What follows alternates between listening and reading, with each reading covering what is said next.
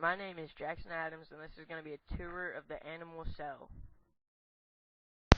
The cell membrane is what is covering the cell. As you can see, it's the dark blue on the outside of the cell, and it forms the boundary of the cell. It acts as a selective barrier, allowing certain materials to pass, but not others. Centrioles are paired structures found in the animal cell, and they consist of microtubules in a 9+0 arrangement and are involved in cell division. The chromatin consists of DNA and are proteins that condense to form chromosomes. As you can see, it's the purple inside the nucleus right there.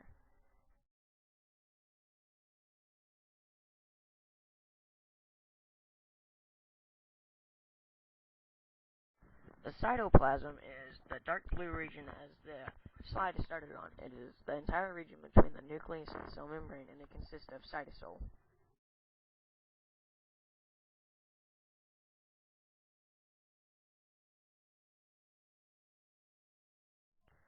Rough ERs are channels that to protein vesicles attaches their carbohydrates to some proteins involved in membrane production through the production of vesicles and has attached ribosomes to it. Smooth ER synthesizes lipids, including phospholipids and steroids. It metabolizes carbohydrates, it detoxifies drugs and poisons, it stores calcium ions, and lacks attached ribosome. The Golgi apparatus consists of flattened membranous sacs. It receives transport vesicles from the ER. It modifies the ER's products. It produces certain molecules, and it produces lysosomes and secretory vesicles. The lysosome is a membrane-bound sac of hydrolytic enzymes. Enzymes are used to digest food, other molecules, and old, worn-out cell parts. The mitochondria is the site of cellular respiration.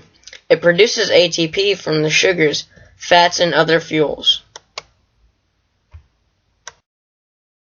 The nuclear envelope is a double-sided membrane that forms the boundary between the nuclear contents and the cytoplasm.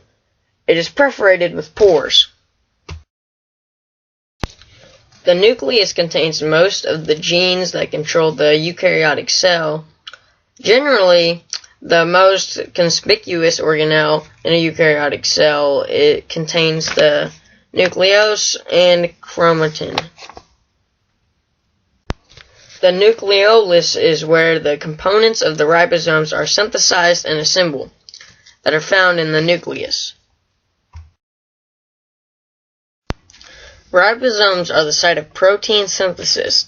They are attached to the outside surface of the endoplasmic reticulum. They produce proteins for use outside the cell or for use in the cell membrane. The microtubule is hollow tubes of protein about 25 nanometers in diameter that are part of the cytoskeleton. Vesicles carry the Golgi's modified products to the cell membrane, then fuses with the cell membrane, releasing the contents to outside of the cell.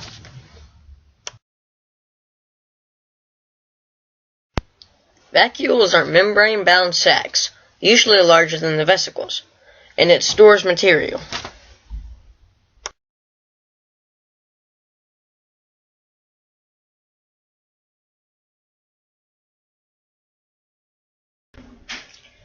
The cell theory is that all living organisms are made of cells.